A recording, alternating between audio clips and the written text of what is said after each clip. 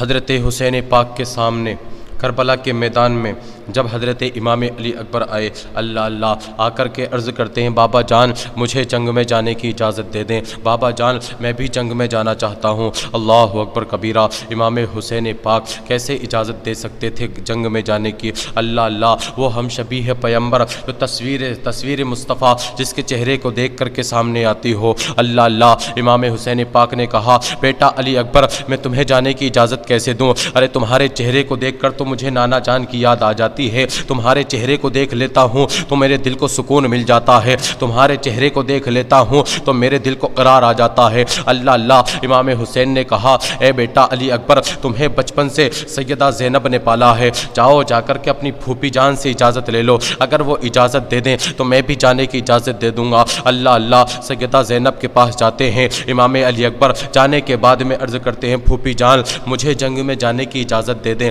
میں بھی جنگ میں جانا چاہتا ہوں۔ اللہ اللہ، جب اتنا کہا سیدہ زینب رو پڑی اور کہنے لگی، اے بھتیجے علی اکبر کیسی باتیں کر رہے ہو، تم جنگ میں جانا چاہتے ہو؟ ارے تمہارے چہرے کو دیکھ کر تو مصطفیٰ جان رحمت صلی اللہ تعالیٰ علیہ وسلم کی یاد آ جاتی ہے، اجازت دے دیں میں بھی جنگ میں جانا چاہتا ہوں۔ اللہ اکبر کبیرہ، جب سیدہ زینب نے جانے کے لیے بول دیا تو امام علی اکبر اپنے بابا جان کے سامنے آتے ہیں، حضرت حسین کے سامنے آ کر کے عرض کرتے ہیں، اے بابا جان پھوپھی جان نے جنگ میں جانے کی اجازت دے دی ہے۔ اللہ اللہ، جب حضرت حسین نے اتنا سنا تھا، اللہ اکبر کبیرہ، پھر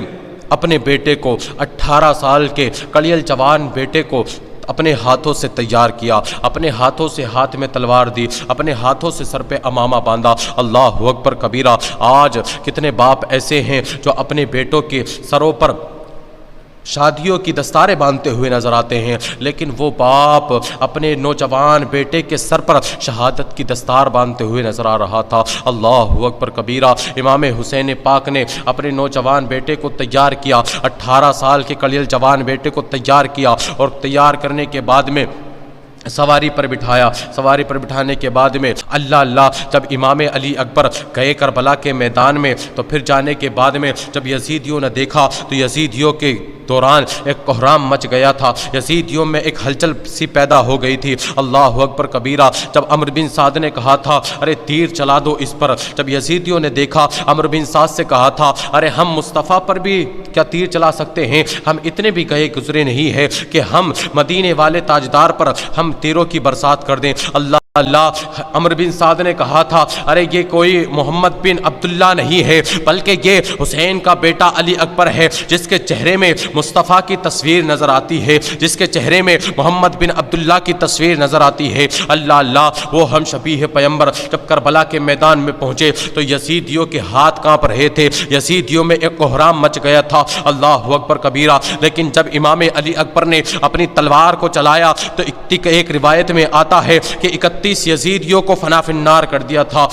اللہ اللہ، جب امام علی اکبر کو پیاس کی شدت ہوئی تو خیموں کی طرف واپس پلٹ کر کے آئے، حضرت حسین پاک سے آ کر کے کہتے ہیں، اے بابا جان پیاس نے تڑپایا ہے، ذرا سی بوند پانی کی مل جائے تو سارے یزیدیوں کو فنا فی النار کر کے ہوش لوں گا۔ اللہ اکبر کبیرہ، یہ امام علی اکبر ہیں۔ ارے یہ کون علی اکبر ہیں؟ یہ وہ علی اکبر ہیں حضرت امام حسین کے گھر میں بیٹا پیدا ہوا تھا، جب حضرت امام حسین کے گھر میں محلے کی عورتیں آئی تھی۔ آج بھی یہ رواج موجود ہے کہ جب گھر کے اندر کوئی اولاد پیدا ہوتی ہے تو محلے کی عورتیں آ کر کے چیک کرتی ہیں کس کے منہ پر گیا ہے، کس کے چہرے پر گیا ہے۔ اللہ اللہ، جب حضرت حسین کے گھر میں محلے کی عورتیں آئی ہیں، آ کر کے دیکھتی ہیں کہ بیٹا کیسا ہے، کس کے چہرے پر گیا ہے، کس کے منہ پر منہ گیا ہے۔ اللہ اکبر کبیرہ، جب اتنا دیکھا تھا حضرت حسین کے گھر میں آ کر کے محلے کی عورتوں نے، جب محلے کی عورتیں آئی حضرت حسین کے گھر میں دیکھتی ہیں، جب دیکھ کر کے جانے لگتی ہیں، امام حسین